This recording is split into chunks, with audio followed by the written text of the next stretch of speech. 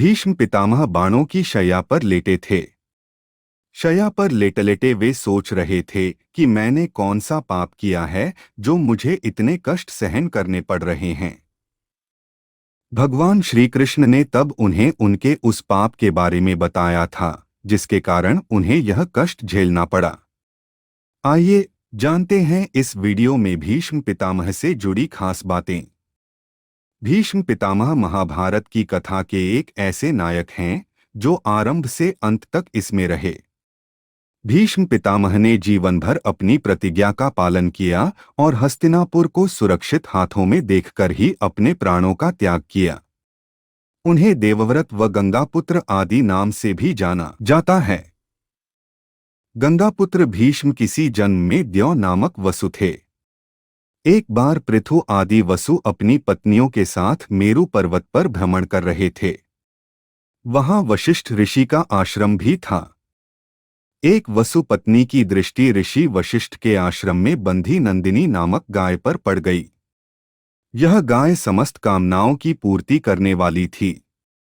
उसने उसे अपने पति द्यौ नामक वसु को दिखाया तथा कहा कि वह यह गाय अपनी सखियों के लिए चाहती है, आप इसे हर लें। पत्नी की बात मानकर द्यौ ने अपने भाइयों के साथ उस गाय को हर लिया।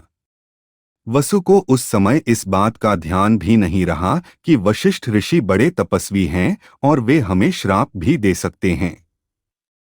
जब महर्षि वशिष्ठ अपने आश्रम आए तो उन्होंने दिव्य दृष्टि से सारी बातें जान लीं। वसुओं के इस कार्य से क्रोधित होकर ऋषि ने उन्हें मनुष्य योनि में जन्म लेने का श्राप दे दिया। वसुओं को जब यह बात पता चली तो वे ऋषि वशिष्ठ से क्षमा मांगने आए। तब ऋषि ने कहा कि बाकी सभी वसुओं को तो शीघ्र ही मनुष्य योनि से मुक्ति मिल जाएगी, लेकिन इस द्यौ नामक वसु को अपने कर्म भोगने के लिए बहुत दिनों तक पृथ्वी लोक में रहना पड़ेगा। यह पृथ्वी पर संतानहीन रहेगा। महाभारत कथा के अनुसार गंगापुत्र भीष्म वह द्यौ नामक वसु थे।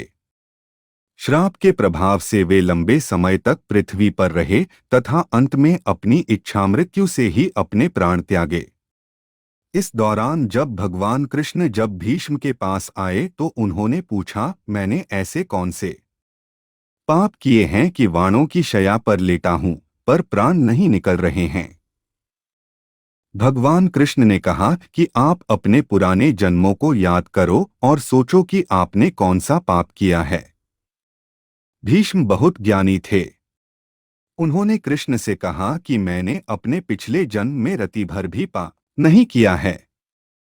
कृष्ण ने उन्हें बताते हुए कहा कि पिछले जन्म में जब आप राजकुमार थे और घोड़े पर सवार होकर कहीं जा रहे थे, उसी दौरान आपने एक नाग को जमीन से उठाकर फेंक दिया तो कांटों पर लेट गया था, पर 6 माह तक उसके प्राण नहीं निकले थे। उसी कर्म का फल है जो आप 6 महीने तक बाणों की शैया पर लेटे हैं। वीडियो देखने के लिए धन्यवाद। ऐसी और वीडियो के लिए कृपया लाइक और सब्सक्राइब करें।